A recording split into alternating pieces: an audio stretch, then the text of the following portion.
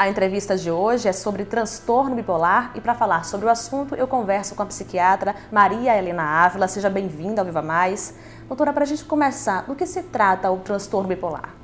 Olha, o transtorno bipolar é um transtorno afetivo, na esfera da afetividade, em que há uma oscilação de humor entre depressão, mania ou hipomania.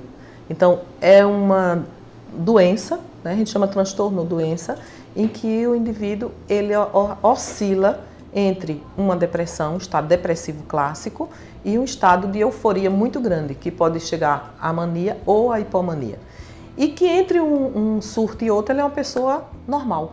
O humor dele volta para a normalidade. E que manias são essas? Mania não é mania como a gente pensa, de mania de guardar fósforo usado, de guardar coisa, não. Mania é um aumento do humor. A pessoa fica falando muito, a pessoa não dorme, a pessoa começa a fazer 1000 coisas ao mesmo tempo e não conclui nenhuma. É como se tivesse uma energia extra. E a pessoa fica assim, extremamente inquieto, porque não para em lugar nenhum, começa a fazer 1000 coisas ao mesmo tempo, o pensamento fica extremamente acelerado, a pessoa não para e tem alguns que inclusive começam a gastar demais, porque acham que pode gastar muito. Então fazem compras que não vão poder pagar depois, né? Porque eles acham que pode tudo. Tanto é que eles dizem assim, os que sofrem do transtorno bipolar, que na fase de mania eles amam essa fase, porque parece que nunca sente cansaço. E já na fase de depressão não, eles se isolam, o humor vai lá para baixo, a crise de choro, a pouca energia. Inclusive o diagnóstico ele pode levar anos. Como é que é feito esse diagnóstico? Geralmente todo o diagnóstico em psiquiatria é feito pela anamnese, pela história, pela observação. Então você tem que fazer a história de vida do indivíduo. Às vezes o indivíduo ele só tem crise depressiva. Eu já vi casos de muitos anos só depressão. Um dia ele teve uma hipomania e aí chegou só o diagnóstico de que ele era um bipolar. Inclusive eles acham assim, se é uma depressão que você trata adequadamente e ela não cura, você pode imaginar que provavelmente por trás tem um bipolar, mesmo sem ele ter partido para outro polo, que é a mania. E aí você já começa a tratar como se fosse bipolar. Existem causas? Olha, há vários estudos. Causas biológicas, causas sociais, psicológicas. Hoje tem várias correntes. Uma delas é uma disfunção de neurotransmissão, dos neurotransmissores. Quais são as sequelas, as consequências para o portador? As implicações maiores que eu vejo é na vida afetiva da pessoa. Porque você imagine você conviver com alguém que um dia ele é de um jeito, outro dia ele é de outro. Ou na semana seguinte ele é depressivo, na outra semana ele é eufórico demais. Então, a repercussão familiar é que é muito grande.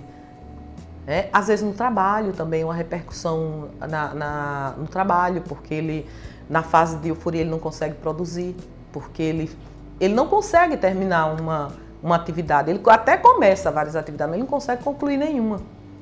Então, há um prejuízo, na crise, há um prejuízo social, familiar, ocupacional. Essas crises, elas duram quanto tempo em média? É variável. Tem gente que a crise dura mais, tem gente que a crise dura menos. Depende muito de cada um. Geralmente com o tratamento eles evoluem muito bem, né? Agora sim, o tratamento de tirar da crise.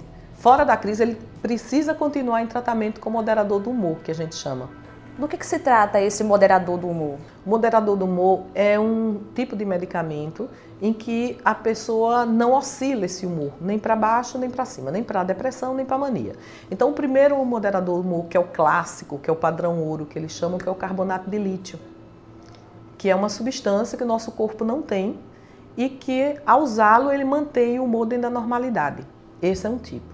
E outros são anticonvulsivantes. Já para o tipo 2 de bipolar, que é aquele que só tem hipomania e depressão, os anticonvulsivantes são excelentes. Como é que é feito o tratamento? Porque a gente sabe assim, não tem cura, mas tem controle. Geralmente na crise vai depender. Se ele está com surto psicótico, ele tem que usar neurolépticos, tem que usar um moderador do humor, vai depender muito. Além da parte medicamentosa, tem a parte de terapia? Geralmente hoje qualquer tratamento psiquiátrico é aconselhável tratamento medicamentoso com psicoterapia.